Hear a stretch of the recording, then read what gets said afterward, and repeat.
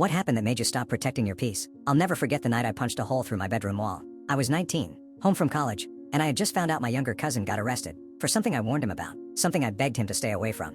It was a weird kind of rage, silent, heavy, like it crawled up from my chest and just exploded. I didn't cry. I just stared at the dented drywall and thought, why do I always feel responsible for everybody else?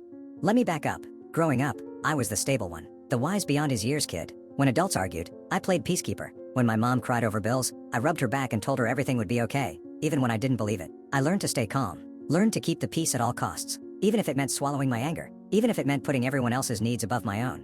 But that night, fist throbbing, heart racing, I realized something. I wasn't calm, I was numb, and I wasn't protecting peace. I was just avoiding conflict.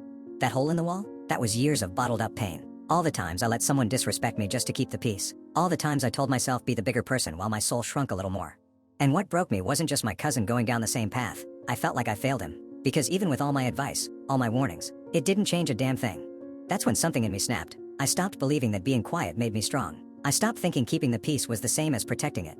Years later, I watched Moribito, and something about Balsa, this warrior woman risking her life to guard a kid she barely knew, hit different. She didn't keep the peace by avoiding the fight. She kept peace by going to war for it, by drawing lines, by walking away from people who drained her, by standing alone when that was the only way to stay whole.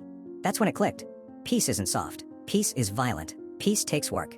It's telling yourself, I matter, my boundaries are valid, and not everyone deserves access to me. Balsa didn't let guilt, family, or fear manipulate her, and watching her gave me permission to stop letting people weaponize my kindness. I started saying no, started walking away from chaos, started protecting me. So if you're tired of being the emotional punching bag, if you're the calm one who's secretly exhausted, if your version of peace feels more like prison, this episode is your mirror.